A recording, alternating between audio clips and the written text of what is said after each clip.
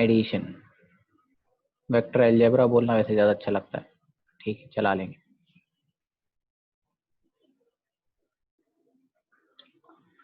Okay, तो polygon law of vector addition, जैसा कि नाम ही पता लग रहा है एक पॉलीगॉन की बात करेगा, तो एक पॉलीगॉन बना लेते हैं, कितने भी साइड्स का बना लो, इट डजंट मैटर। रेगुलर होना भी कोई ज़रूरी नहीं है कि रेगुलर शेप ही हो उसका, बना लेते हैं रेगुलर दिखाई दे बस, और कुछ नहीं।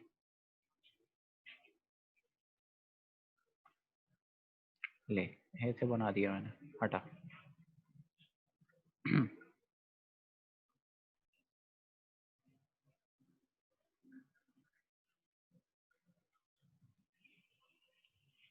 let's say this is a1 vector, this is a2 vector, a3 vector, a4 vector, a5, a6 batch वाले सर, a7, a8, क्या रिलेशन हो इन सब में बताना, बता सकता है कोई? सर ये सारा मिला के ए क्या लिखे A1 के बराबर। कौन सारा मिला के? इधर A2 से लेके हाँ, A- क्या लिखना चाहिए? a1 वेक्टर बराबर a2 plus a3 plus so on कहाँ तक, a8 वेक्टर तक। ये समझ में आता है? हाँ सर। बहुत इजी बात है, वही पुरानी वाली बात है, इनिशियल और final position displacement vector type की चीज है। तो अब इसको पॉलीगॉन लॉ बोलो चाहे triangle law of vector addition बोलो, बात एक ही है। देखो ध्यान से, ये ट्रायंगल लॉ ही है। देखो एक लाइन ये खींच लो, ये ट्रायंगल लॉ बन जाएगा यहाँ पे। देखो a2 प्लस a3 बराबर एक ग्रीन वाला वेक्टर हो जाएगा, दिख रहा है? और देख, और बना देते हैं, ये ग्रीन वाला और a4 वाला मिला के क्या ये पर्पल वाला वेक्टर बन जाएगा? हाँ सर। और आगे बढ़ जा, देख ये पर्पल वाला a5 मिला के क्या ग्रीन वाला बन जाएगा? And you can go so on unless until you will reach the final a1 vector। तो a1 वेक्टर क्या होगा, इन सब का इंडिविजुअल समेशन हो जाएगा, राइट? तो मेरे लिए वही ट्रायंगल लॉ का कॉम्बिनेशन ही मेरा क्या बन गया, polygon law of vector addition. कोई नया टाइप का लॉ नहीं है, पुराना ही चीज है, सही है। इसमें कुछ ऐसा सच बताने की बात नहीं होती है, ठीक है। एक टर्म और देखते हैं जो कि इंपॉर्टेंस ज्यादा रखती है, that is known as the direction cosine. नाम सुना है कभी?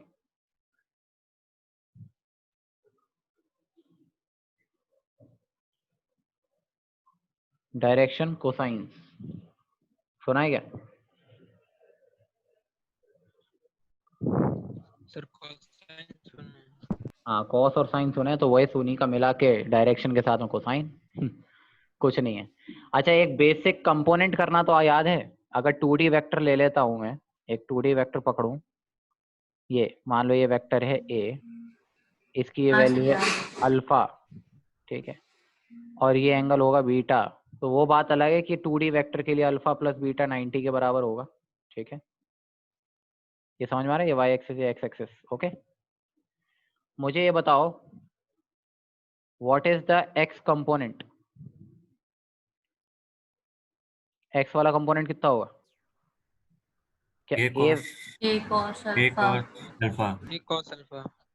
और Y component? A sine alpha A हाँ, A A sine. Sine beta कि A अल्फा sin होगा A cos beta. A cos A beta, cos beta होगा। अल्फा। हाँ अच्छा अल्फा भी बोल बीटा सकते बस। हैं, ठीक है। मतलब अभी मैंने अल्फा बीटा दे दी तो अल्फा बीटा के हिसाब से ही बोल दो, बात एक ही है। आप उसको ए साइन अल्फा भी बोल सकते हो, that is also okay. 2D हाँ वेक्टर, वही वो अल्फा हो जाएगा ना साइन में। यस हाँ सर। साइन में अल्फा हो जाएगा, राइट, सही है। कॉम्प्लीमेंट्री पेयर से नो इश्यूज। बोलो यहाँ तक कोई दिक्कत है, ये याद है? अच्छा, कॉस अल्फा क्या होगा इसके हिसाब से, जरा देख के बताना। क्या एक्स बाई ए का मॉड यही होगा? और कॉस बीटा क्या होगा? y बाई a का मॉड्यूलस होगा नहीं होगा? तो ये जो कॉस है किसके साथ में, एक्स एक्सिस के साथ में जो एंगल बना रहे हैं उसका कॉस लेना is known as a direction cosine. इसे क्या बोला? डायरेक्शन कॉस लिया गया, तो direction cosine along X, X axis के अलोंग। सिमिलरली ये क्या बन जाएगा बेटा? Direction cosine along Y axis. तो सिर्फ मतलब यही बता रहा है कि वो कितना एंगल एक पर्टिकुलर एक्सिस के साथ में बना रहा है, उसका कॉस लेना ही उसे क्या बोलते हैं? डायरेक्शन कोसाइन बोलते हैं। क्या बोलते हैं? Direction cosine. अरे भाई बोलो, कुछ तो बोलो।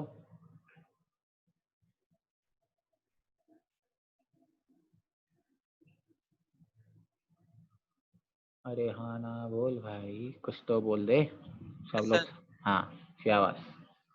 सुनो, आप देखो मैं तुम्हें एक 3D वेक्टर्स की कहानी सुनाता हूँ तो तुम्हें समझ में आएगा। अरे रुकना एक मिनट।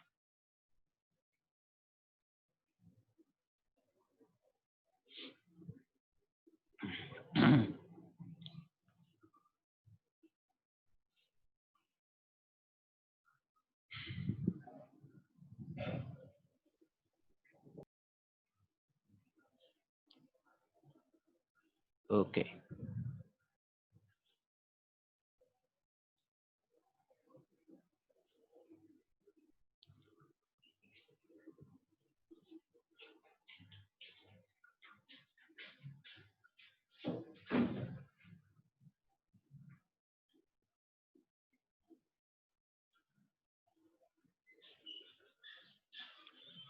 ये देखो, दिखाई दे रहा है क्या?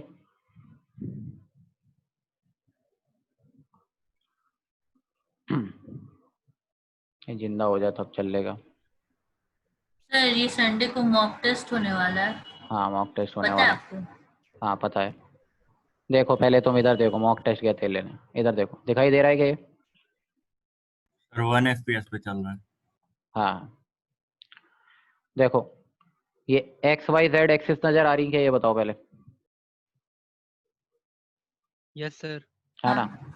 इसमें जो ये वॉयलेट कलर का जो तुम्हें दिखाई दे रहा है ये एक वेक्टर है, पोजीशन वेक्टर है। देखो ओरिजिन से निकल के आ रहा है और पी पॉइंट तक जा रहा है। पी पॉइंट के कोऑर्डिनेट्स क्या है बेटा? x1 y1 z1। दिख रहा है?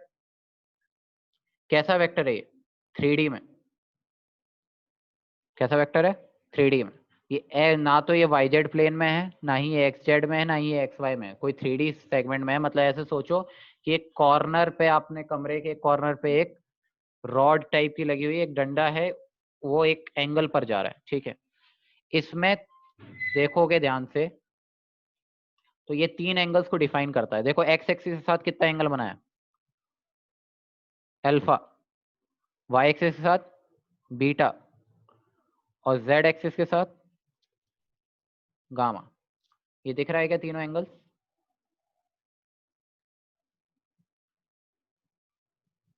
Yes sir. Hmm. Yes sir. अच्छा कोई देख के बोल सकता है कि अल्फा बीटा 90 के बराबर होगा, ये बोल सकते हो क्या? अल्फा बीटा जोड़ के। Yes sir.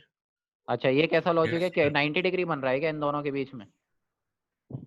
नहीं सर, वो ये कौन सा लॉजिक हुआ? साइड बाय साइड नहीं है, 2D नहीं है ये हाँ सर। 2D नहीं है। ध्यान रखना बच्चों की सबसे बड़ी गलती कि वो एक्स और वाई एक्स, जब मैं तुम्हें फिगर अभी मैं बना के दिखाऊंगा तो उसमें तुम्हें यही कंफ्यूजन होगा कि सर अल्फा बीटा तो 90 के बराबर है। ऐसा नहीं होता। अल्फा बीटा 90 हो भी सकते हैं, नहीं भी हो सकते हैं, वो डिपेंड करता है। 90 कब श्योरिटी होती है? जब वो एक्स और वाई प्लेन के अलोंग ही होता, मतलब गिरा हुआ वेक्टर होता नीचे, वो जो ग्रीन वाला जो बॉक्स दिख रहा है, तो उधर में वो राइट एंगल बनता है एक्स और वाई एक्सिस के बीच में। लेकिन यहाँ पे एक्स और वाई के बीच में थोड़ी है वेक्टर, कहाँ पर है? एक 3D डायमेंशन में जा रहा है। दिख रहा है? बोलो। अबे देख के पता लग रहा है अल्फा साला ज्यादा एंगल है, राइट? 90 यस तो सर। है ही नहीं, बहुत अजीब सही हो रहा है वो एंगल। करेक्ट। ओके, इसका एक स्क्रीनशॉट अभी ले लो, बाद में नहीं मिलेगा। मैं इसका लिंक भी शेयर कर दूंगा एक बार, दोबारा से देखना चाहोगे तो, ठीक है। यूट्यूब भी है, कोई बड़ी चीज़ नहीं है, ठीक है। आगे बढ़ें थोड़ा सा। ओके,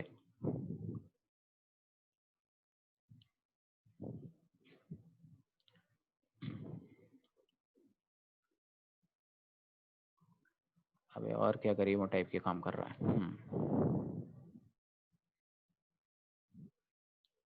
देखो cos beta, cos alpha and cos gamma बनाने की बात होगी अब, ठीक है। मुझे cos beta, cos alpha, cos gamma बनाना है। That we will look into our own segment. यहाँ देखेंगे।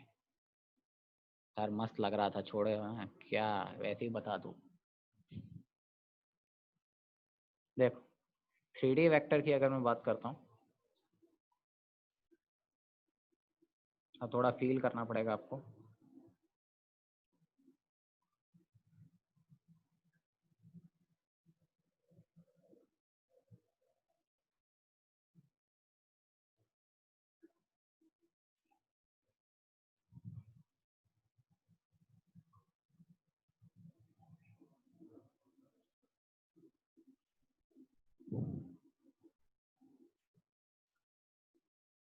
थ्री डायमेंशन दिख रही है? Yes sir. इसको अपन बेटा वाई एक्सिस ले लेते हैं, ठीक है। इसको वाई ले लो, इसको अपन एक्स ले लेते हैं जस्ट फॉर फन, और इसको जेड ले लेते हैं, ठीक है। कोई भी एक जनरलाइज वेक्टर है, let's say I will talk about a vector. अब इस वेक्टर को दिखाना थोड़ा मुश्किल हो जाएगा मेरे लिए। अज्यूम करो ये इस पॉइंट पर आ रहा है,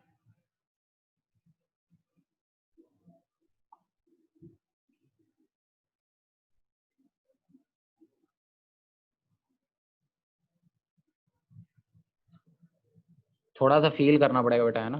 डोंट गेट टू मच, इसलिए मैंने उस वाले वैल्यू को बताया था कि आप आने। ये पॉइंट पी है बेटा अपना, इसके कोऑर्डिनेट्स अपन क्या ले लेते हैं, X comma Y comma Z. Origin ये है, ये बेटा 3D में है, ध्यान रखना। एक्स एक्स के साथ में ये मान ले एंगल बना रहा है बेटा अल्फा, ठीक है। वाई एक्सिस के साथ में जो ये एंगल बना रहा है, इसको अपन बोलते हैं बेटा बीटा। और जो जेड एक्सिस के साथ में जो एंगल बना रहा है, दैट से we will talk it about it as a gamma, right. तो अल्फा बीटा गामा तीनों हमारे एंगल्स बन रहे हैं किसके साथ में, X axis Y axis and Z axis. तो ये जो 3D वेक्टर है, इसमें हमेशा ध्यान रखना है कि मुझे इसके जो प्रोजेक्शंस होंगे, सोचो एक्स एक्सिस पे क्या प्रोजेक्शन होगा, प्रोजेक्शन ऑन एक्स एक्सिस, क्या एक्स कोऑर्डिनेट के बराबर होगा? अरे जो भी कोऑर्डिनेट है एक्स एक्सिस पे, तो एक्स के बराबर ही चलोगे ना, तभी तो x comma Y comma z पहुंचोगे। और वो एक्स किसके बराबर होगा, इस पूरे वेक्टर की मैग्नीट्यूड। मतलब अगर इस पोजीशन वेक्टर को ओपी वेक्टर नाम दे देता हूँ, या पोजीशन वेक्टर बोल देते हैं इसको, आरपी वेक्टर की magnitude into cos of alpha. ये समझ में आया कैसे लिखा? बोलो।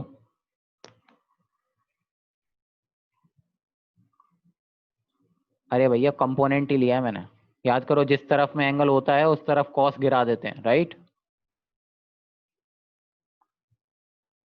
तो क्या होगा बताओ, this will be equals to cos alpha, हमारे पास में हो जाएगा बेटा एक्स अपॉन पोजीशन वेक्टर की मैग्नीट्यूड। क्या similarly cos beta will be equals to y upon position vector की magnitude, and cos gamma will be nothing but z upon position vector की मैग्नीट्यूड।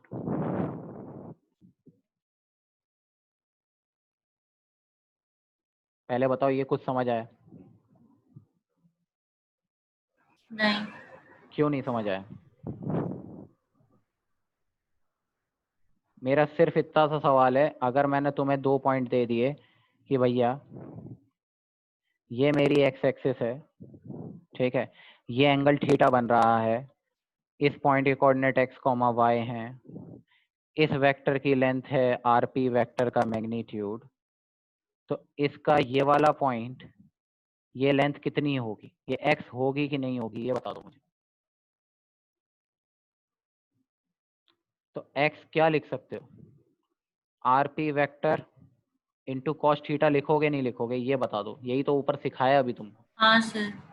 तो इसमें क्या तकलीफ आ रही है बताना, यही तो इसमें भी लिखा है rp, बस एंगल कितना बन रहा है x एक्सिस के साथ, अल्फा बन रहा है। y एक्सिस के साथ कितना एंगल बन रहा है, बोलो, बीटा बन रहा है। तो उसको प्रॉपरली लिखना चाहो तो ऐसे लिख सकते हो कि rp वेक्टर की length into cos of beta कौन सा कंपोनेंट देगा, y कंपोनेंट देगा।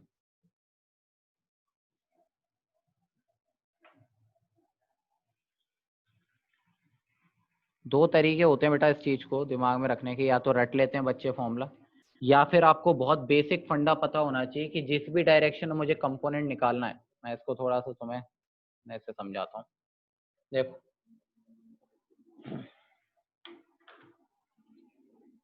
स्केल दिख रही है, ये स्केल है, इसको देख, ये पेन दिख रहा है,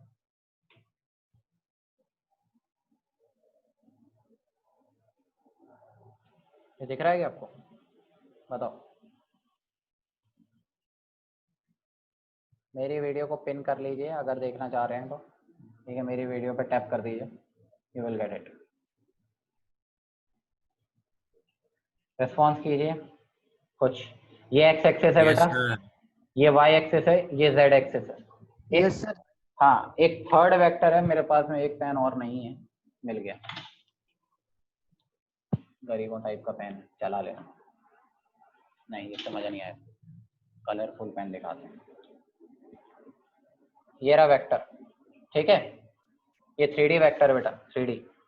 ये आप खुद से भी कर सकते हो, 3 पेन फंसा लेना हाथ में, एक एक्स एक्सिस, एक वाई एक्सिस, एक जेड एक्सिस, तीनों अलग अलग डायरेक्शन में है। एक 3D में एक पेन जनरेट कर लो। सोचो ये वाला एंगल कितना बन रहा है, ये वाई एक्सिस के साथ एंगल है, कितना है, बीटा। कितना एंगल है बेटा ये वाला, बीटा। Beta. ये कितना है, अल्फा। और ये कितना है, गामा। ठीक है, एक्स वाई एंड जेड। अब सोचो कि अगर मुझे यहां से एक ट्राइंगल बना लो, राइट एंगल ट्राइंगल, इसकी लेंथ है आरपी वेक्टर, मैंने लेंथ आरपी दे रखा है, उससे अभी घबराने की जरूरत नहीं, वो लेंथ निकाल सकते हो। क्या डिस्टेंस फॉर्मूला से ये लेंथ नहीं निकाल पाओगे, ओरिजिन से X comma Y comma Z है, तो root over X square plus Y square plus Z square, क्या लेंथ आ गई इस वेक्टर की, बोलो। Yes sir. अब ये वाला जो ट्राइंगल तुम बनाओगे तो वो क्या लिखोगे, ये जो एक्स वाई एक्सिस पे जो कंपोनेंट गिर रहा है इसका, क्या वो इसका कॉस नहीं हो जाएगा, कॉस वाला कंपोनेंट। ये एंगल कितना बन रहा है, बीटा। Yes sir. तो इसकी लेंथ इंटू कॉस बीटा बराबर ये वाला जो कोऑर्डिनेट होगा, और y में कितना कोऑर्डिनेट है इस पॉइंट का, y, अरे y है कोऑर्डिनेट, ठीक है। तो ये लेंथ कितनी हो जाएगी, y के बराबर होगी नहीं होगी। सेम लॉजिक से सोचो, Yes, x में क्या हो जाएगा, x में हो जाएगा बेटा इसकी length into cos of x के साथ में जो भी एंगल बना रहा है वो है कॉस अल्फा। तो लिखा लेंथ इंटू कॉस अल्फा बराबर कौन सा कोऑर्डिनेट, x कोऑर्डिनेट। सिमिलरली क्या z के X साथ में ही कर सकते हैं, हाँ सर। फील आया, हाथ दर्द कर गया मेरे। हाँ। हाँ भाई, तो पोजीशन वेक्टर जब हमने इसका लिखा, तो पोजीशन वेक्टर की लेंथ भी आपको पता है, वो तो अपन निकाल ही सकते हैं, क्या हो जाएगी देखो, साथ ही साथ यहाँ पे अपन लिखते हैं आरपी वेक्टर की जो मैग्नीट्यूड होगी that is will be root over X square plus Y square plus Z square. तो पोजीशन वेक्टर की आपको लेंथ पता लग गई, अब उस लेंथ के साथ में बस कॉस लेना है, और that cos alpha will equal to the जो भी कंपोनेंट आ रहा है उस एक्सिस के अलोंग में, और उस एक्सिस के अलोंग में कंपोनेंट जो भी X comma Y comma Z कुछ भी हो सकता है, ठीक है। अभी क्वेश्चन करेंगे समझ में सब आ जाएगा। तो जो इनके cos alpha cos beta cos gamma निकल के आए ना बेटा, वो कैसे निकल के आए, कॉस अल्फा निकला X upon under root X square plus Y square plus Z square, ठीक है। कॉस बीटा क्या निकलेगा, beta is the angle with the Y axis,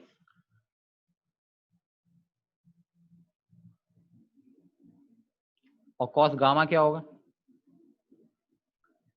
Z upon under root X square plus Y square plus Z square.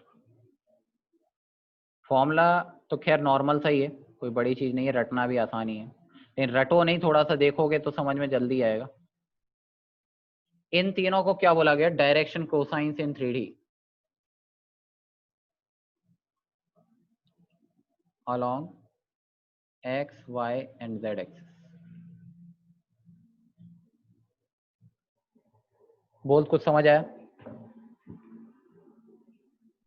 Yes sir. हाँ अच्छा, एक बात ध्यान रखना, अल्फा प्लस बीटा 90 नहीं है। एक अलग इक्वेशन ले आते हैं बच्चे पता नहीं कहां से। डू रिमेम्बर खोपड़ी।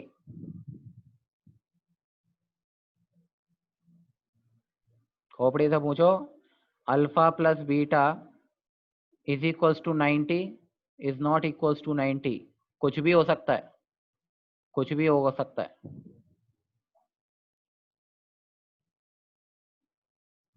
ऐसा भी नहीं बोलेंगे 90 नहीं होगा, हो भी सकता है 90, कोई जरूरी नहीं है दोनों से 45-45 पे इंक्लाइंड हो, पॉसिबिलिटी है।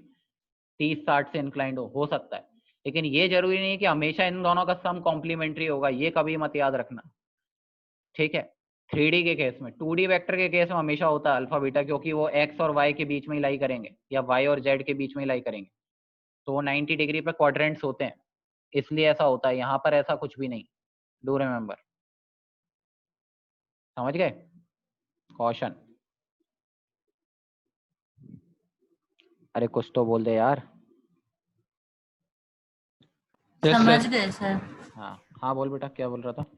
कोई डाउट था? देखो ओके चल, देखो जैसे एग्जांपल दे दिया मैं, मान लो find direction cosines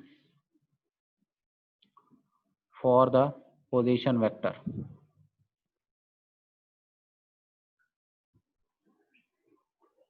S RP vector दे के रखा है बेटा उसने मुझे,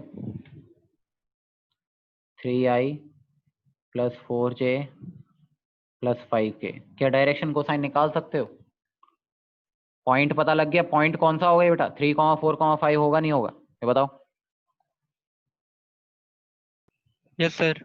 अब उस पॉइंट के करस्पॉन्डिंग अगर मैं cos alpha cos beta cos gamma की वैल्यू निकालना चाहूँ, ट्राई करो जरा, बताओ कितना कितना होगा cos alpha cos beta cos gamma.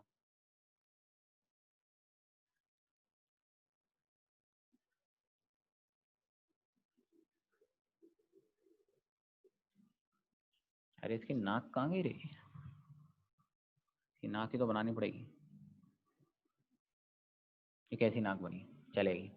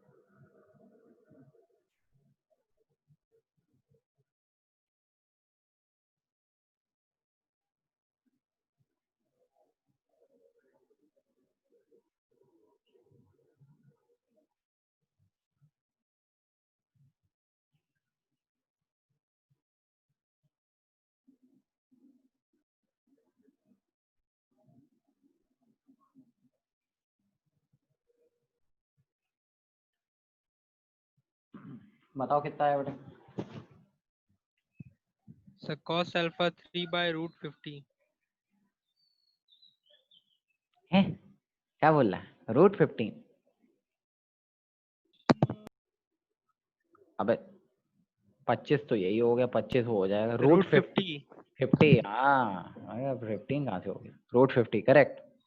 हाँ 50 आ गया सर। हाँ cos beta 4 by root 50. Good, और cos gamma 5 by 5 by root root 50. 50. Simple, अति सिंपल। क्या करना है? कुछ नहीं। अरे मोटा भाई 3 बाय √50 cos गामा बोल रहे मामा। अबे cos गामा नहीं, बीटा बीटा बीटा बीटा। हाँ और cos gamma 5 by root 50. 5 by √50। बताने की जरूरत है कि कैसे निकाला, कि समझ आ गया? नहीं सर वो बन गया सर। बन गया ना? अच्छा सोच, अगर डायरेक्शन को साइंस दे दिए जाएं तुझे, अगर तुझे डायरेक्शन को साइन दे दिए जाएं तो क्या तू कंपोनेंट निकाल सकता है? मतलब क्या वेक्टर बना सकते हो अगर सिर्फ डायरेक्शन को साइन दे दिया जाए? Yes sir. सही में? सही सही बोल। Sir total magnitude भी. हाँ, मतलब एक डायरेक्शन कोसाइन के साथ में मुझे क्या चाहिए? मैग्नीट्यूड भी चाहिए, तो ही मैं उसके एक्स वाई जेड कंपोनेंट्स के बारे में कमेंट कर सकता हूँ। ये वही वाली बात है कि आपको कॉस थीटा पता है, मतलब उस डायरेक्शन के अलोंग एक वेक्टर टाइप का पता है कि हाँ भैया इस डायरेक्शन के साथ में अगर मैं एक मैग्नीट्यूड को मल्टीप्लाई कर दूंगा तो I will get a particular vector की डायरेक्शन मुझे मिल जाएगी। तो डायरेक्शन कोसाइंस नाम ही वो है कि ऐसा कॉस का प्रोडक्ट दे रहा है कि जो सिर्फ डायरेक्शन के बारे में आपको इन्फॉर्म कर रहा है कि इस डायरेक्शन के अलोंग मेरा वेक्टर इस तरह से झुका हुआ है, ऐसे समझो। ठीक है, खैर मैं अभी उस पर नहीं जा रहा। एक चीज और इम्पोर्टेंट आती है यहाँ पे, ये पूछा जाता है, दो इम्पोर्टेंट रिलेशन है कि cos square alpha plus cos square beta. जैसे यार हम कौन कर रहा है यहाँ पे?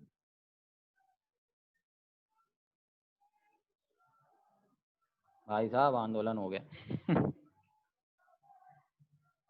अच्छा सॉरी सॉरी, यहाँ पे राज्यसभा के इलेक्शन चल रहे हैं। गुड।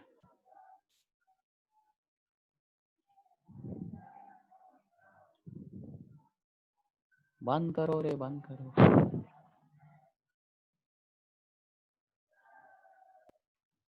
ये दोनों निकाल के बता सकते हो क्या होंगी इनकी values? Alpha beta gamma, where alpha beta gamma are the are angles made with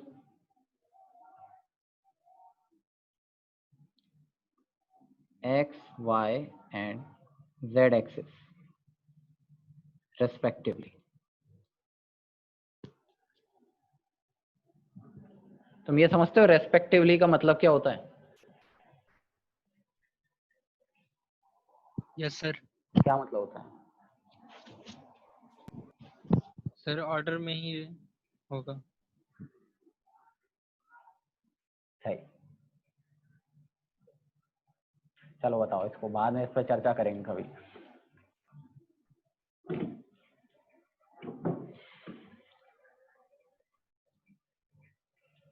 तुम्हारा मॉक टेस्ट भी है ना इस संडे को? वही तो सर। तुमने मांगा था क्या मॉक टेस्ट? नहीं सर, इन लोग को अपने से पता नहीं क्यों। सर आपको लगता है हम लोग बोलेंगे?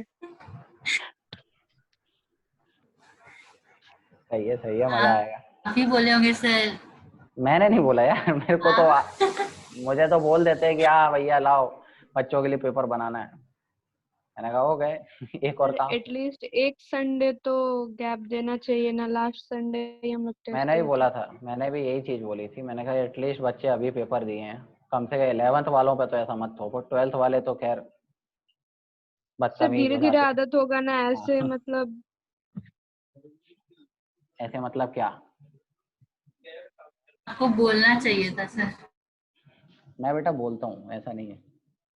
तुझे लगता है मैं नहीं बोलता हूँ? मैं बहुत बोलने वाला आदमी। सर नहीं आप ही सुना ज्यादा सर वो खुश लोग। है टेस्ट के लिए। नहीं, मैंने एक बार बोला हुआ है वैसे कि इस संडे को बात करते हैं कि शायद तुम्हारा वाला नेक्स्ट संडे करवा देंगे। अरे काम करिए, पेपर ही मत दीजिए। अबे यार ये आराम सर कर पोस्टपोन करवा दीजिए ना। लीक कर दूं क्या पेपर, क्या बोलते हो? यस सर, पोस्टपोन करा दीजिए ना सर। सर पोस्टपोन ही करवा दीजिए, लीक लीक मत ठीक है, करवाइए। तुरंत दे देंगे, हाँ तुरंत आंसर मार्क करके खत्म कर देंगे। शाबाश शाबाश शाबाश, बहुत अच्छी। कुछ नहीं, पहले तुम इधर फोकस करो, सर 1 होगा। पहले वाले का। Yes sir. हाँ पहले वाला 1 देख, बच्चा आंसर भी ले आता है, तुम साले पागलपंती करते रह जाते हो। पहला सही है, 1 आएगा। दूसरा बता।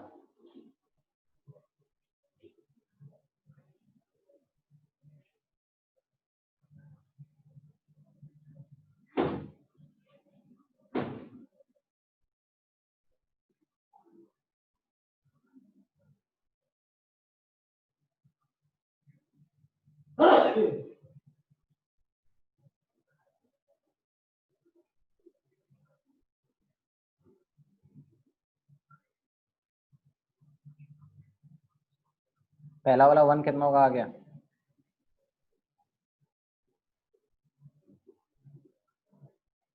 अरे बहुत इजी है पहला।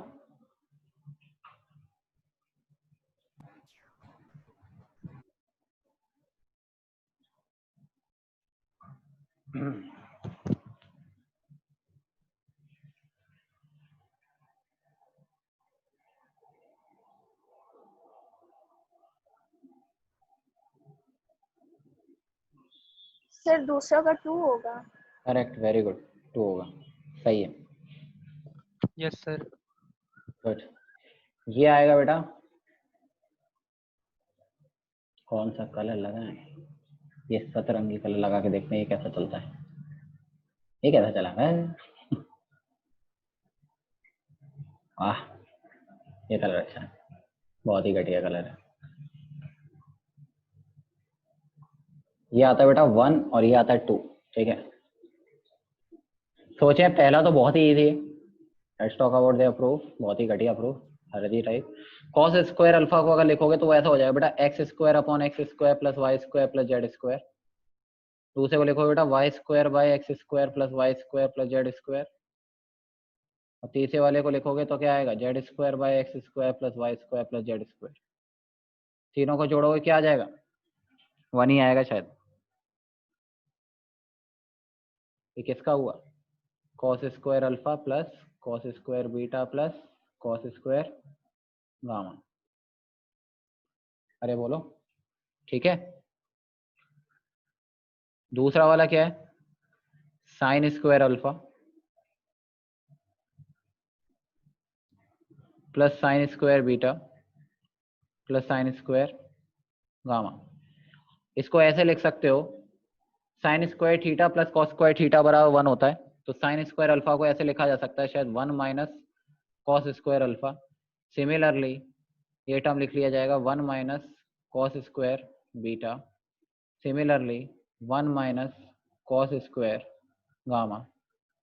तो ये क्या हो गया, 1 प्लस 1 प्लस 1 3, एक अलग हो गया, minus cos square alpha plus cos square beta plus cos square gamma, जो कि खुद कितना होता है, 1 होता है। कितना आ गया, 3 माइनस 1 इज इक्वल टू 2। बोलो क्या है इसमें? सर आप फिजिक्स ही पढ़ा रहे हैं ना, ट्रिग्नोमेट्री क्यों शुरू कर दिया आपने? बताओ कोई डाउट हो इसमें यार, क्या बताऊं इसमें?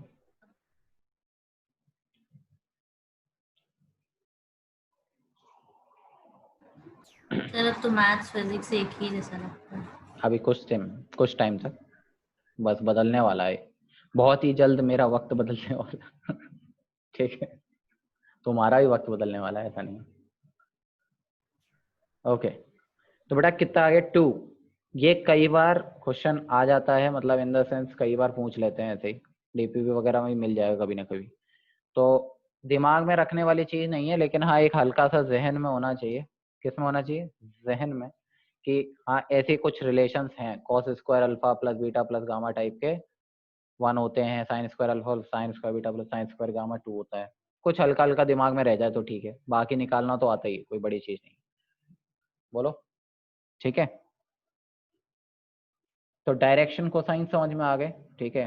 और इसका डायरेक्शन कोसाइंस के दो एक रिलेशंस हैं जो कि अपन ने देख लिए, ठीक है। एक वेक्टर के 3 कंपोनेंट एक्स वाई जेड करने भी आते हैं। कॉस लेना है सीधा, cos alpha cos beta cos gamma सीधे। और क्या आता है, एक 2D वेक्टर के भी रेक्टेंगुलर कंपोनेंट्स करने आते हैं, और सिंपल किसी के कंपोनेंट्स करने भी आ गए। तो हम एडिशन सीख गए, सब्ट्रैक्शन सीख गए, ठीक है। जनरलाइज नेगेटिव ऑफ वेक्टर करना भी सीख गए, एंगल बिटवीन वेक्टर सीख गए, मैग्नीट्यूड ऑफ वेक्टर सीख गए। क्या नहीं सीखे अभी तक? That is the third operation, that is known as product of vectors. Product of vectors के अंदर 2 प्रोडक्ट आते हैं, कौन कौन से जानते हो? पहला होता है बेटा क्रॉस स्केलर प्रोडक्ट भी बोलते हैं, या फिर डॉट प्रोडक्ट बोलते हैं। दूसरा होता है बेटा वेक्टर प्रोडक्ट और क्रॉस प्रोडक्ट।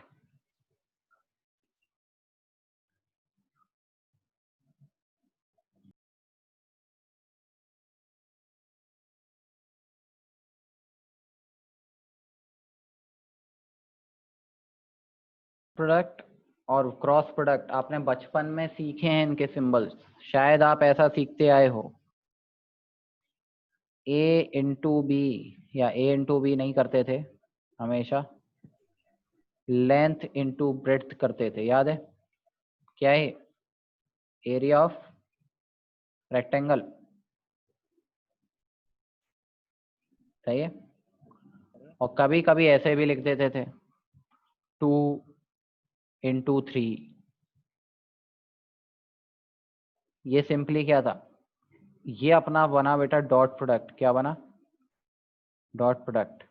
और ये जो क्रॉस लगा हुआ है यहाँ पर, ये टर्म रिप्रेजेंट करता है मेरा cross product.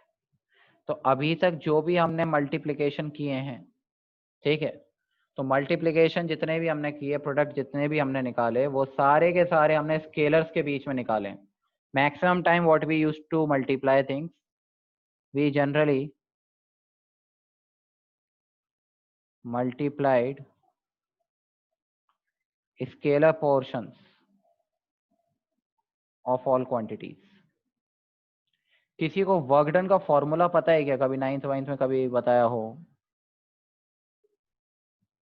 Work done? Sir FS की एफएस कॉस थीटा, ऐसा कभी सुना हो? कभी सुना है क्या? सुना है क्या? यस सर सुने हैं। है ना, मतलब तो आप ये सोचो कि मतलब वर्क डन होता तो सिर्फ फोर्स इनटू डिस्प्लेसमेंट था, तो साला ये कॉस थीटा कहाँ से आ गया, राइट? तो जब भी कॉस थीटा का जिक्र होता है तो हमें याद आना चाहिए कि भैया हाँ एक कंपोनेंट जैसी चीज थी जिसमें अभी अपन खेल खेल के आ रहे हैं, cos alpha cos beta cos gamma करते आए, याद है? वेक्टर्स के बीच में कंपोनेंट गिरा देते थे कॉस लेके, तो ये वहीं से पैदा हो रहा है, ऐसा समझो। एक्चुअली जो कर रहे थे तुम, वर्क डन जो निकाल रहे थे, वो एक्चुअली डॉट प्रोडक्ट कर रहे थे। क्या कर रहे थे? Dot product. तुमने देखा होगा कि फोर्स इनटू डिस्प्लेसमेंट नहीं बोलता, एफ डॉट एस बोला जाता है जनरली। अरे क्या हो गया? किसी को सदमा लगा सर? एक सदमा नहीं, कोई मेरे ख्याल से कॉकरोच वॉकरोच देख लिया होगा किसी ने। कॉकरोच छिपकलियों से डरते होगे तुम में से एक हाथ से तो। सर छिपकली। शाबाश। और कोई? No sir. हाँ ओके, अच्छी बात है। ये बेटा अभी तक डॉट प्रोडक्ट था। ये कैसा प्रोडक्ट था बेटा? डॉट। और ये डॉट प्रोडक्ट आने की वजह से ही कॉस थीटा आ रहा है, सही है। हम 1 बाय 1 चीजों को देखेंगे। एरिया के अंदर हम हमेशा ऐसी बातें करते हैं, length into breadth into height, volume type की बात करोगे, लेंथ इंटू ब्रेड्थ, सही है। तो जब भी ऐसी बात करते हो तो एरिया एक वेक्टर क्वांटिटी है, ध्यान रखें, area is a vector quantity, एक इसका एक डायरेक्शन होता है, ठीक है। तो क्रॉस और डॉट आप करते आए हो, लेकिन अभी तक आपने सिर्फ क्या पोर्शन पकड़ा उसका, स्केलर पार्ट। हमेशा स्केलर पोर्शन पकड़ लेते थे और चीजों को आसान रूप में समझ लेते थे, लेकिन अब चीजें इतनी आसान नहीं होंगी, उसको फील करना जरूरी है।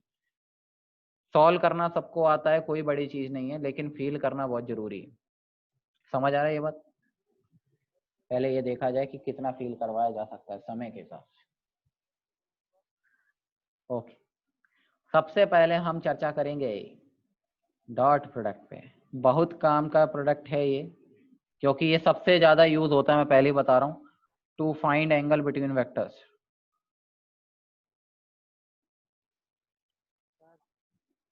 सबसे बड़ी एप्लीकेशन है ये।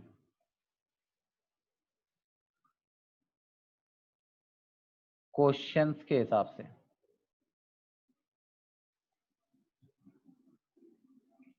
मतलब जो क्वेश्चंस आते हैं ना, उसमें सबसे बड़ी एप्लीकेशन डॉट प्रोडक्ट की क्या है? एंगल बिटवीन वेक्टर्स सबसे ज्यादा पूछता है। तो एंगल बिटवीन वेक्टर्स कभी भी पूछे तो खोपड़ी में क्या चलना चाहिए? सीधे डॉट प्रोडक्ट कूद जाना चाहिए।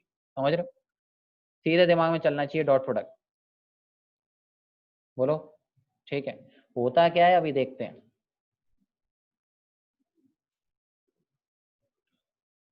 Let's talk, let's have a little chit chat.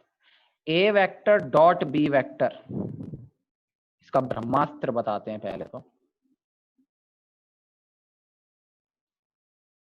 ए से मिल जा रही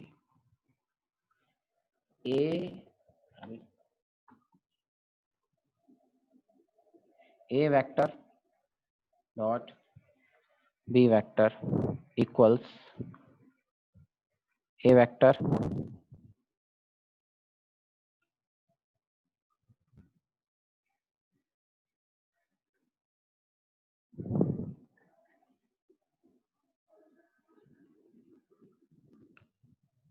ये फॉर्मूला देखो पहले आप क्या लिखा है।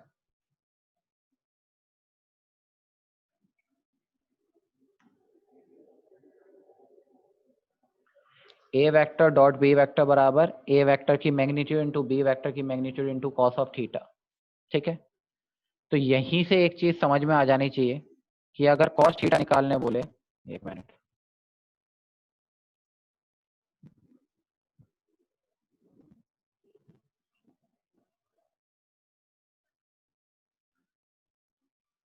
अभी अभी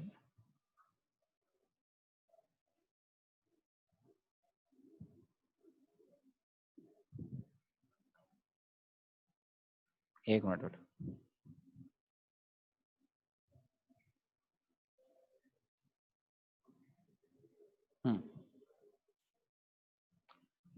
क्या कॉस थीटा यहां से निकाल सकते हो क्या बेटा? बताओ क्या हो जाएगा?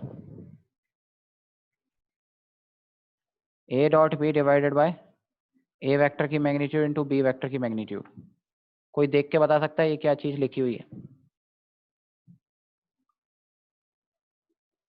कुछ पहचान में आ रहा हो तो थोड़ा बहुत भी। ये क्या है ना? कंपोनेंट तो अभी बाद की बात है। ये देखो, कि कुछ जाना पहचाना लग रहा है क्या? शर्म करो शर्म, याद आना सर चाहिए। Unit vector. Yes correct, unit vector, yes correct. A cap dot b cap, unit vector. मतलब अगर किसी भी दो वेक्टर्स के बीच का अगर मुझे क्या निकालना है, कॉस थीटा निकालना है, मतलब अल्टीमेटली एंगल निकालना है। तो एंगल निकालने के लिए क्या करो, उन वेक्टर्स के यूनिट वेक्टर का आपस में डॉट प्रोडक्ट ले लो, ठीक है। Then you will be able to find the cos theta. चाहे ऐसे निकालो कॉस थीटा, चाहे ऐसे निकालो कॉस थीटा, बात एक ही, राइट। मतलब इससे मैं एंगल बिटवीन वेक्टर्स निकाल सकता हूँ। पहली चीज समझ आ रहा है? ये एक इंपॉर्टेंट एप्लीकेशन है, एप्लीकेशन हो गई इसकी, ठीक है। अब पहली चीज साला निकालना तो आए डॉट प्रोडक्ट कैसे निकालते हैं, राइट? बोलो, ठीक है। तो सबसे पहले तो मैं इसको फील करवाता हूँ कि एक्चुअली है क्या। फील करते हैं, फील। मान लो ये दो वेक्टर्स हैं अपने पास, अज्यूम करो ए वेक्टर बी वेक्टर, दोनों के बीच का एंगल बेटा थीटा। ठीक है, मैग्नीट्यूड दे रखी है, ए वेक्टर की मैग्नीट्यूड ए है, बी वेक्टर की मैग्नीट्यूड बी है। ओके, अच्छा, कोई बता सकता है डॉट प्रोडक्ट एक्चुअली सिग्निफाई क्या करता है? नाम तो स्केलर प्रोडक्ट है, तो देगा तो क्या, स्केलर पार्ट देना चाहिए इसको। सही है, क्या रिप्रेजेंट करेगा? ऊपर के फॉर्मूले को देख के बता पाओ तो शायद। फॉर्मूला है क्या? A dot B, A vector की मैग्नीट्यूड इंटू बी वेक्टर की magnitude into cos of theta. ये है ना फॉर्मूला डॉट प्रोडक्ट का, राइट? स्केलर प्रोडक्ट, दो वेक्टर्स को मल्टीप्लाई कर रहे हैं हम लोग, उनके स्केलर पोर्शन को। कौन से पोर्शन को बेटा? स्केलर पोर्शन को।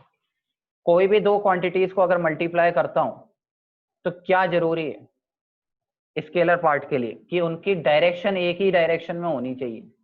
ऐसे समझो कि उनका जो स्केलर पार्ट है, एक साला ऐसे जा रहा है और एक टेढ़ा जा रहा है, क्या डायरेक्टली मल्टीप्लाई कर सकते हो क्या उनकी मैग्नीट्यूड को? ये बताओ, बोलो। No sir. पॉसिबल ही नहीं है, राइट? तो हमने क्या किया, हम गरीबों ने एक दिमाग लगाया कि हमने बोला यार ये देखो यार, ये पहचाना पहचाना लगा। ये क्या है बताना, कोई बता सकता है? B cos theta.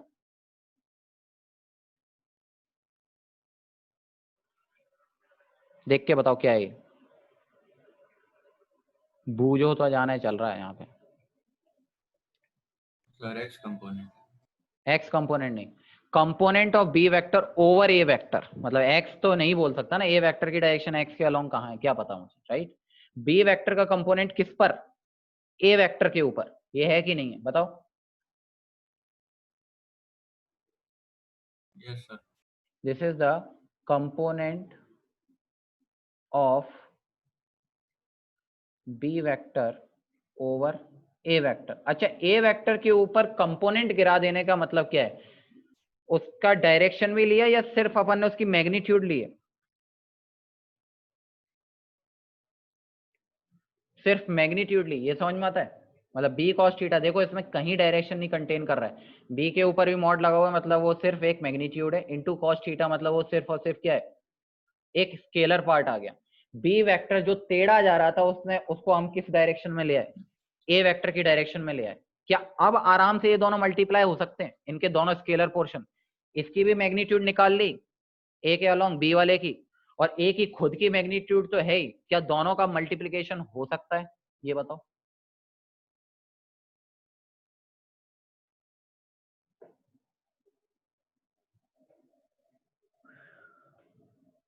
बाउंसर, एक बार रिपीट हवा भी कीजिए। नहीं, सही में से हवा भी नहीं लगा क्या हुआ। सुन सुन सुन, मैं देखो समझाता सर हूँ। वो जो लास्ट में बोले फिर से बोले। हाँ। डिस्कनेक्ट हो गया था सर, रिपीट करिए ना। सुन वापस सुन, मैं समझाता हूँ, जेंटलमैन बन के समझाता हूँ यार। सुन, क्या बोला गया? दो वेक्टर्स हैं, दो अलग अलग डायरेक्शन में, एक ऐसे जा रहा है, एक ऐसे जा रहा है, ठीक है? दोनों का प्रोडक्ट लेना without containing the direction is known as a scalar product. तो डायरेक्शन का कंसीडरेशन तभी हटेगा जब दोनों का स्केलर पोर्शन मल्टीप्लाई हो। कौन सा पोर्शन मल्टीप्लाई हो? स्केलर वाला पार्ट। सही है। मैंने तुम्हें लेकिन एक बात बताई थी कि x का y से डायरेक्ट कोई लेना देना नहीं होता। क्या x वाले को y में जोड़ सकते हो क्या? बताओ। No sir. No sir. y को z में डायरेक्टली नहीं। No sir. तो स्केलर पोर्शन में भी ये डायरेक्टली मल्टीप्लाई नहीं हो सकते कि x वाले को y से कैसे मल्टीप्लाई कर लोगे? अगर x डायरेक्शन में कोई स्केलर चीज बढ़ रही है तो इसका पार्ट x के अलोंग ही देखा जाना चाहिए, दूसरे वाले का भी। तो दूसरा वाला वेक्टर कौन सा है? बी वेक्टर है जो कुछ एंगल बना रहा है। क्या उसका कुछ कंपोनेंट बी के अलोंग भी है? अगर बी वेक्टर को तोड़ना चाहूं तो ऐसे सोचो, मान लो ए वेक्टर एक्स एक्सिस है, तो बी वेक्टर के दो कंपोनेंट हो जाएंगे ना, एक एक्स एक्सिस में एक वाई एक्सिस में, ठीक है? तो ए वेक्टर के अलोंग कौन सा कंपोनेंट होगा, कॉस वाला कि साइन वाला? ये बताओ। कॉस। कॉस। तो बी वेक्टर का cos थीटा जो पार्ट लिया तो वो किसके डायरेक्शन के अलोंग चिपक गया? ए वेक्टर के अलोंग। तो अब सोच, अगर 1D मोशन अगर मैं सोचता सिर्फ 1 डायमेंशन में ही सब कुछ चल रहा है तो ए वेक्टर तो पूरा पूरा उसी एक्सिस में है, और बी वेक्टर का भी अपन ने एक पार्ट ले लिया जो उस एक्सिस के अलोंग आ गया। क्या अब इनका आराम से मल्टीप्लिकेशन किया जा सकता है? Yes sir. इसका जो सर तो ये वही चीज है ना, हाँ yes, A B cos theta. हाँ तभी हमने क्या किया कि ए वेक्टर के स्केलर पार्ट और बी वेक्टर का वो वाला स्केलर पार्ट जो ए वेक्टर के अलोंग चल रहा है, उन दोनों का मल्टीप्लिकेशन ही को क्या कहलाया? Scalar product. क्या कहलाया? Scalar product. इसमें मैं बात करता हूं हमेशा लायक और नालायक की, ठीक है? आप ऐसे समझे, इसके दो कंपोनेंट किए, एक तो हुआ बेटा बी cos थीटा ये वाला, और एक हुआ बेटा बी sin थीटा। अरे हाँ ना बोल, ये मेरे लिए है नालायक डॉट प्रोडक्ट के केस में, और ये क्या है? लायक। क्योंकि बी cos थीटा ए के अलोंग है इसलिए आराम से इनका स्केलर प्रोडक्ट होगा। जो बी sin थीटा है वो ए वेक्टर के परपेंडिकुलर वाला कंपोनेंट है, उनका मल्टीप्लिकेशन का कोई फिजिकल सिग्निफिकेंस एज सच अभी फिलहाल नहीं है, स्केलर पोर्शन, ठीक है? क्योंकि सोचो मल्टीप्लाई कर भी दोगे तो इसकी डायरेक्शन क्या दोगे? एक्स में कि वाई में, या पता नहीं सर, ठीक है? तो उसके लिए हमारा स्केलर प्रोडक्ट नहीं बना, उसके लिए हमारा बना है वेक्टर प्रोडक्ट, जिसे हम बोलते हैं क्रॉस प्रोडक्ट। थोड़ा थोड़ा फील आया क्या सिग्निफिकेंस? अच्छा, ऐसा काम करा क्यों जा रहा है? उसका रीजन है कई सारी फिजिकल क्वांटिटीज में इनका लॉजिक बनता है। समझ रहे हो इस बात को? जैसे तुम्हारे लिए सबसे पहला एग्जांपल है वर्क डन। वर्क डन कब होता है फिजिक्स की भाषा में? कब बोलते हैं वर्क? जब फोर्स की डायरेक्शन में डिस्प्लेसमेंट हो। ऐसा सुना है क्या कभी? वर्क डन जानते हो? Work, what is work? कोई डिफाइन करे। वर्क तो सर बहुत बड़ी चीज पूछ ली आपने। क्या बेसिक कंडीशन है? ऐसे सोचो, अगर मैं एक बैग को सर पे रखा हुआ हूं, ठीक है, तो ग्रेविटेशनल फोर्स कहां लग रहा है बताओ? नीचे। या फिर आप सोचो आपने एक बैग को सर पे रखा हुआ है तो आप कहां जोर लगा रहे हो? बैग के ऊपर। ऊपर सर पे बैग रखते हो तो आपका सर से फोर्स कहां लगेगा? ऊपर लगेगा ना। और बैग आपके सर पे कहां फोर्स लगाएगा? नीचे। घसाने की कोशिश करता है गर्दन को, राइट? और आप चल रहे हो ऐसे, मतलब ऐसे उठा लिया और आगे चल दो फॉरवर्ड, क्या वर्क डन होगा? No sir. नहीं सर, जीरो होगा, 90 डिग्री पे नहीं होता। हाँ तो लॉजिक क्यों? लॉजिक समझ में आ रहा है? क्योंकि जो फोर्स है वो आपके पॉइंट ऑफ एप्लीकेशन को डिस्प्लेस नहीं करवा पा रहा अपनी डायरेक्शन में। एक मैकेनिकल वर्क की एक बेसिक डेफिनेशन हमने जो दी है वो ये है कि अगर मैं किसी बॉडी पर फोर्स लगाता हूं तो जिस पॉइंट पे फोर्स लगाता हूं वो डिस्प्लेस होनी चाहिए in the direction of motion, sorry in the direction of application of force, तब मैं उसे पॉजिटिव वर्क करता हूं। अगर वो उल्टा जाएगी, जिस डायरेक्शन फोर्स आया, तो उसे नेगेटिव वर्क कहा जाता है, ठीक है? अब एक ऑब्जेक्ट है वो साला चल ही नहीं रहा जिस डायरेक्शन में फोर्स लगा रहा है, तो उसका वर्क डन क्या होगा? जीरो। अरे समझ आ रही बात? आप एक टेबल को धक्का मार रहे हो, टेबल सरक ही नहीं रही तुम्हारे डायरेक्शन ऑफ फोर्स में, तो वर्क डन क्या है? सन्नाटा। ये ऐसा बेसिक सा कंसेप्ट है, ठीक है? तो इसीलिए ये वाली बात हुई कि जो डिस्प्लेसमेंट परपेंडिकुलर हो रहा है मेरे एप्लीकेशन के अलोंग, उसको क्या बोलते हैं? नालायक। वो मेरे लिए कोई लायक नहीं है। और कौन सा लायक वाला फोर्स है, मतलब लायक वाला डिस्प्लेसमेंट है? जो मेरे फोर्स की डायरेक्शन में जा रहा है। कुछ समझ आया थोड़ा बहुत?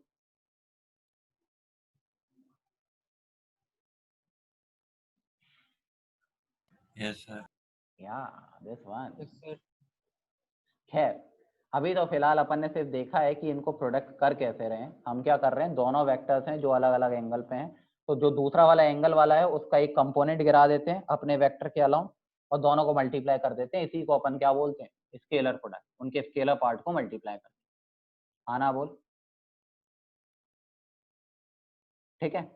अब ये तो रही बात सिंपल, पर प्रॉब्लम क्या है कि ए वेक्टर और बी वेक्टर जनरली ना तो उनकी लेंथ दी जाती, ना ही उनके बीच का एंगल दिया जाता। आपको वो दिए जाते हैं यूनिट वेक्टर के फॉर्मेट में, मतलब आई कैप, जे कैप, के कैप के टर्म। तो उनका वेक्टर एडिशन या वेक्टर प्रोडक्ट कैसे निकाला जाता है, सॉरी स्केलर प्रोडक्ट। तो इसके लिए एक दूसरा ब्रह्मास्त्र, ए वेक्टर मान लो ऐसा लिखा हुआ है x1i plus y1j plus z1k, और बी वेक्टर क्या बोल रहा है x2i plus y2j plus z2k। अरे ये ले सकता हूँ ना दो वेक्टर्स कोई भी, बोलो। इनका प्रोडक्ट करना है डॉट वाला, क्या लिखोगे?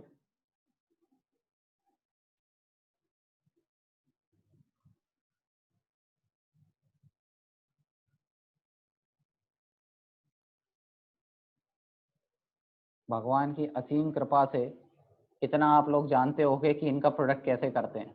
पहले x1 को किससे करोगे? x2 वाले पार्ट से, फिर y2 से, और फिर z2 से, यही करोगे ना? अरे एक को तीनों से करोगे, फिर y1 वाले को तीनों से करोगे, फिर z1 वाले को तीनों से करोगे, क्या आएगा वैल्यू में बताओ? कितनी टर्म्स बनेगी? 9 टर्म्स बनेगी, नहीं बनेगी? Yes sir. देखो मैं लिख रहा हूँ, समझ में आए? पागल हो जाना, सॉरी, आई डॉट के हो।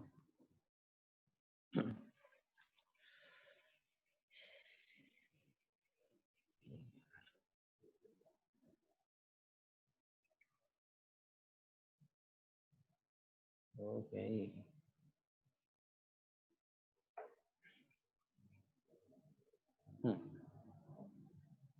x1 z2 i डॉट के प्लस क्या बनेगा?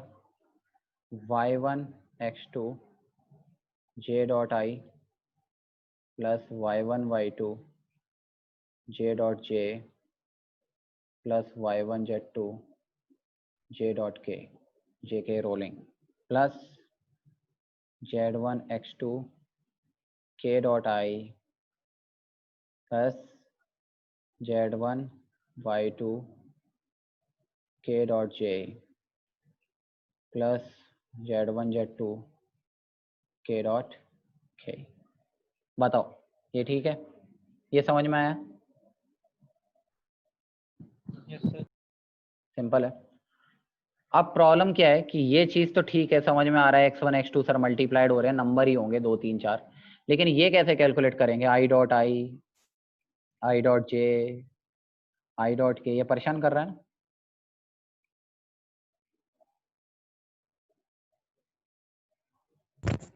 Yes sir. तो इसके लिए हम क्या करेंगे?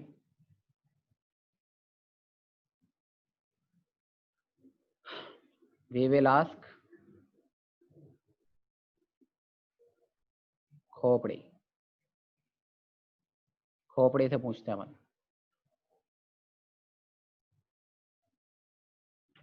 अबे खोपड़ी का नाम लेते गाँव।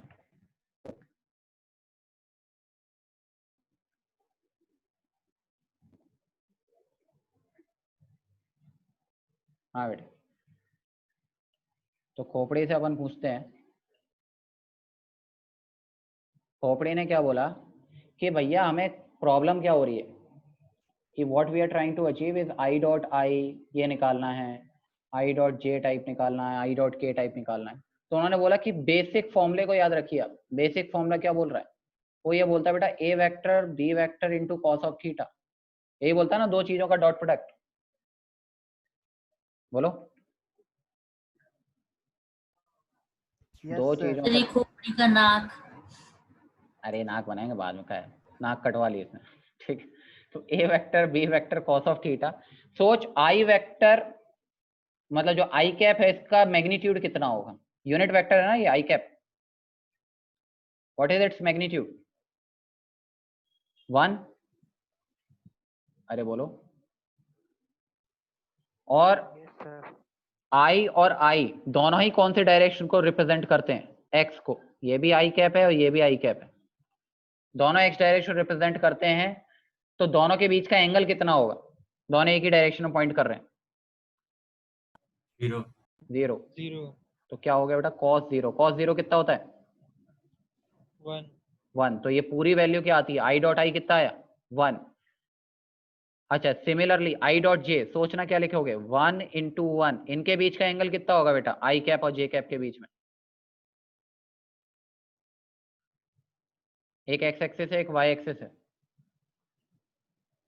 90। 90, तो cos 90 डिग्री कितना हो गया, सन्नाटा।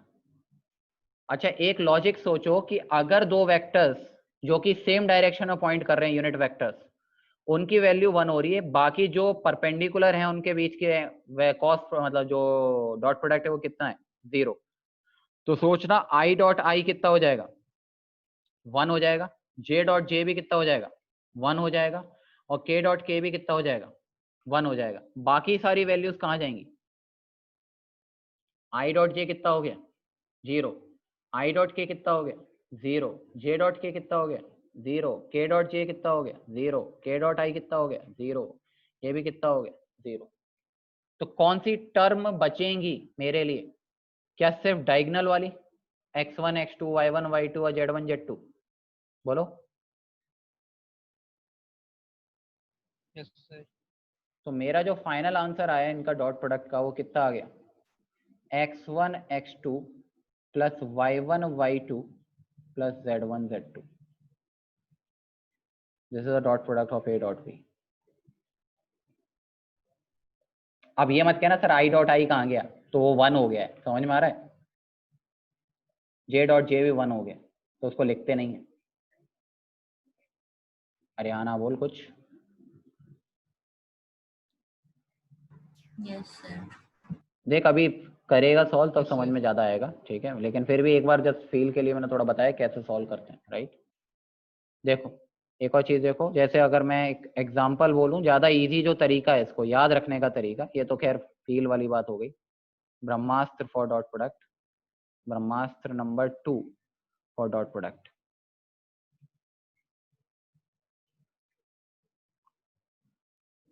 ए डॉट बी,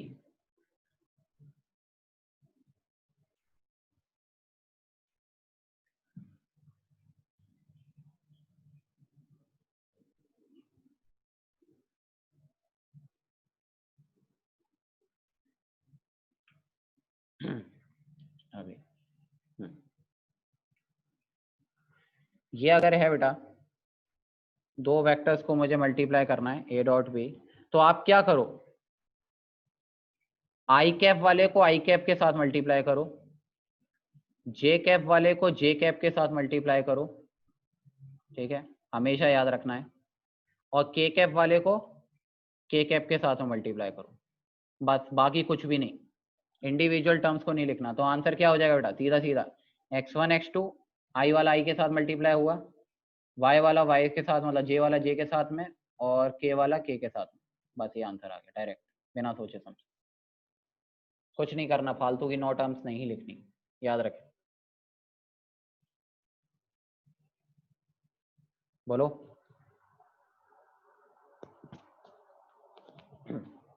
कुछ समझ में आ रहा है, क्या करना है।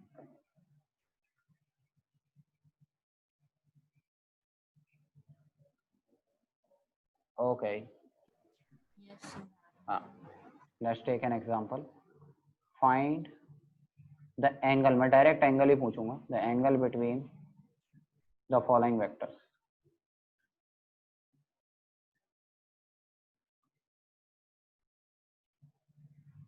ए वेक्टर अपने को दे रखा है बेटा i प्लस जे, और बी वेक्टर दे रखा है मुझे माइनस आई प्लस जे। बता सकते हो क्या angle between vectors, dot product लेना आता है,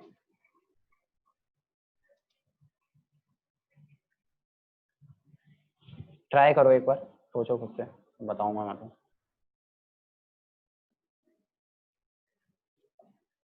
बेसिक फॉर्मूला याद रखो डॉट प्रोडक्ट का, ए डॉट बी बराबर ए का मैग्नीट्यूड बी का magnitude into cos of theta, तो मुझे यहाँ पे कॉस थीटा निकल गया तो थीटा भी निकल जाएगा।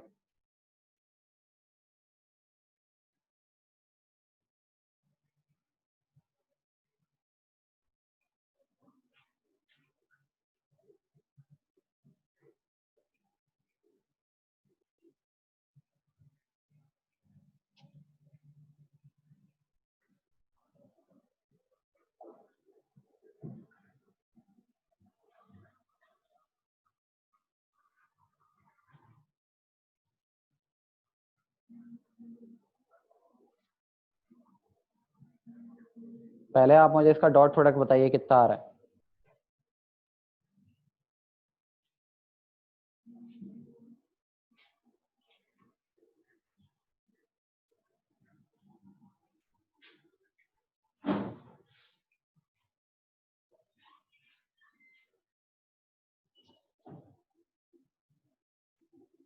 क्या हुआ, सांप सूंघ गया क्या तुम लोगों को?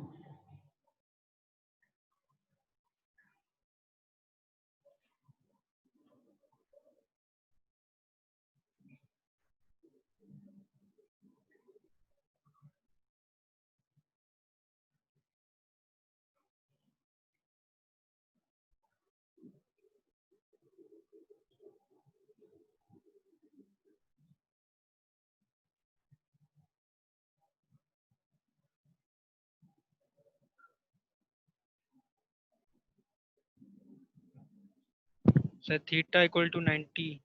Correct, very good. अबे दोनों परपेंडिकुलर वेक्टर्स हैं।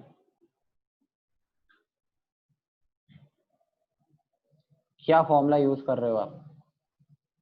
सीधा सीधा ए डॉट बी बराबर क्या होता है बेटा? ए का मैग्नीट्यूड इंटू बी का magnitude into cos of theta, यही होगा। दोनों का डॉट प्रोडक्ट निकालते हैं पहले। तो ए वेक्टर कितना है? I plus j dot minus i plus j is equals to A vector की मैग्नीट्यूड कितनी होगी? 1 स्क्वायर प्लस 1 स्क्वायर का रूट, मतलब √2 इंटू √2 इंटू कॉस थीटा।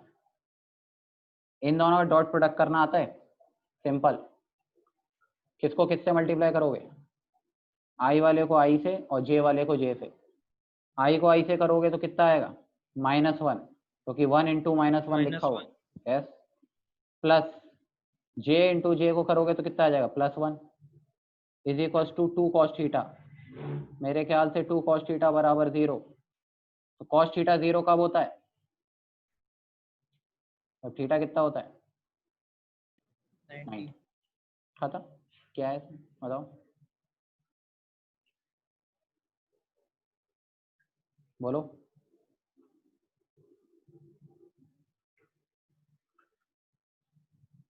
कोई डाउट है पूछो भाई, शर्माओ मत। No sir. अच्छा ये आ गया तो ये करके दिखाओ। Find the angle between vectors. ये गलती मत करना। ए वेक्टर दे रखा है 3i + 4j और बी वेक्टर हमको दे रखा है 5i + 2j। बताओ।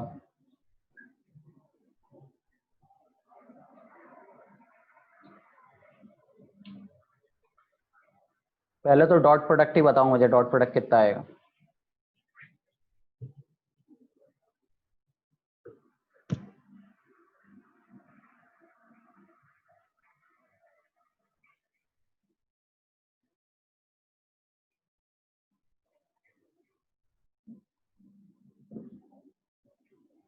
जल्दी से। Sir, 23. डॉट प्रोडक्ट आ रहा है, हाँ 23, correct. Dot product is 23। Very good, आगे बढ़ जाओ। अब बेसिक फॉर्मूला लगा दो, कॉस थीटा निकल जाएगा।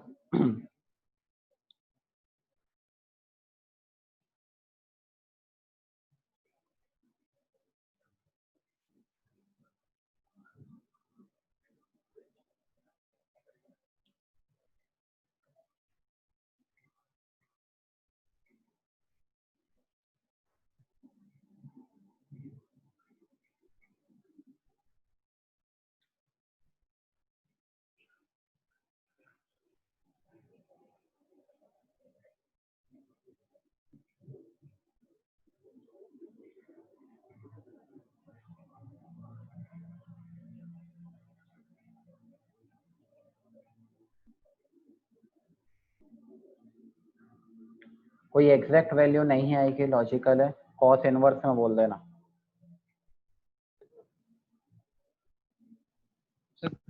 theta equal to cos inverse hmm, 23 divided by 5 root 29. 5 root 29, yes correct, बिल्कुल सही है।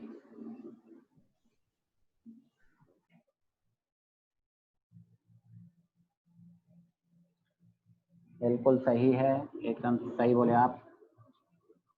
सीधा सीधा डॉट प्रोडक्ट निकाल लें, मेरे पास में तो बेसिक है ए डॉट बी बराबर ए वेक्टर की मैग्नीट्यूड इंटू बी वेक्टर की magnitude into cos of theta.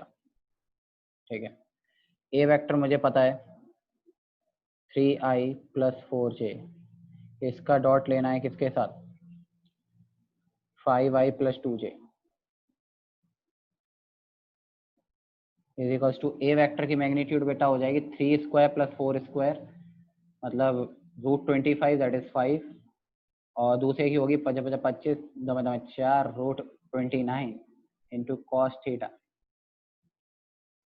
इसका डॉट प्रोडक्ट निकालोगे तो बेटा इसको इससे करेंगे, आई को आई से 15 हो गया, और जे को जे से करेंगे 8 हो गया, और इस वाली पूरी टर्म को नीचे ले आओ, 5 root 29 is equals to cos theta. कितना हो गया? कोई ऐसे खतरनाक काम मत करें प्लीज कि 15/5 सर अलग कर देता हूँ, 8/√29 अलग कर देता हूँ, ये सही है क्या?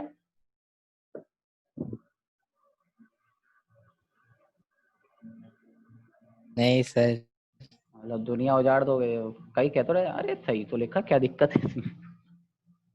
23/5√29 दिस इज कॉस थीटा, तो थीटा क्या हो जाएगा? This implies theta will be equals to cos inverse 23/5√29, ये आंसर है।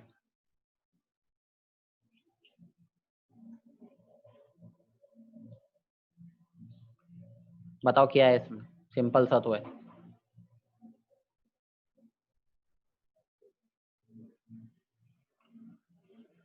बोलो डॉट प्रोडक्ट समझ में आ रहा है क्या करा जा रहा है?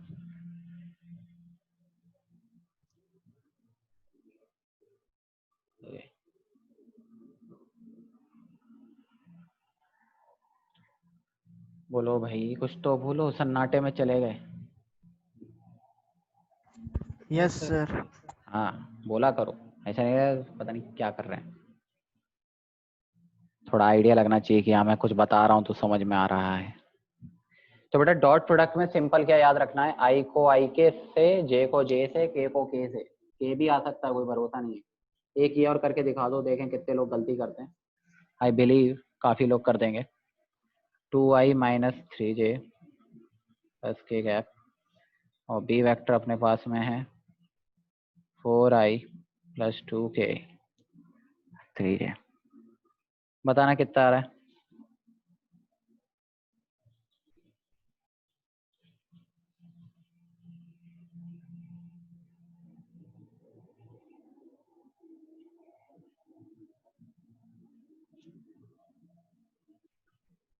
Dot product find A dot B.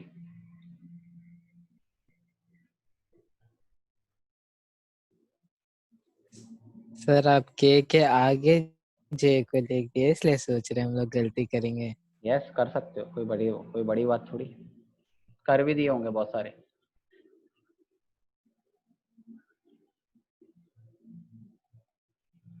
ये अभी इतना ऑब्वियस दिख रहा है, पेपर में नहीं दिखेगा। पेपर में जो जोश में कर भी आओगे कहोगे सर क्या गलती थी, सही तो था, फिर ये सिली मिस्टेक बन जाती। क्या होगा आंसर बताओ? सर 1. हाँ आंसर आएगा 1 + 1। सीधा 2 को 4 से करोगे आएगा 8, फिर -3 को इस 3 से करोगे ये आएगा -9, फिर के वाले को के से करोगे दैट इज आएगा +2। कितना आ गया?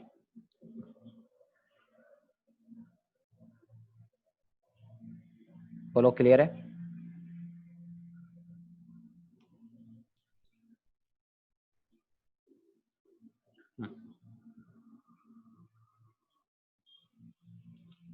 तो डॉट प्रोडक्ट लिखते वक्त में ये भी ध्यान देना है कि कैसा उसका फ्लो दे रखा है उन्होंने, किस तरीके से जमा के रखा हुआ है। जल्दबाजी में ऐसा नहीं कि पहले को पहले से, दूसरे को दूसरे से, तीसरे को तीसरे से, ऐसा माइंडसेट नहीं होना चाहिए। जनरली ऐसा होता नहीं है, लेकिन कभी कभार कर देते हैं गड़बड़। ठीक है, कई बार ऐसा होता है कि दो में से एक टर्म मिसिंग होती है, तो वहां पर 0 होगा, ध्यान रखें। अच्छा, एक चीज और ध्यान में रखो कि डॉट प्रोडक्ट अगर 0 आ रहा है, इसका मतलब एंगल बिटवीन वेक्टर्स कितना होगा।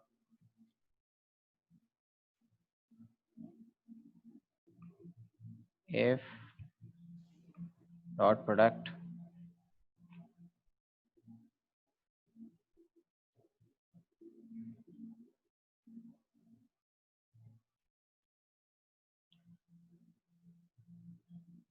Sir 90 degree. yes correct, the vectors are perpendicular to each other.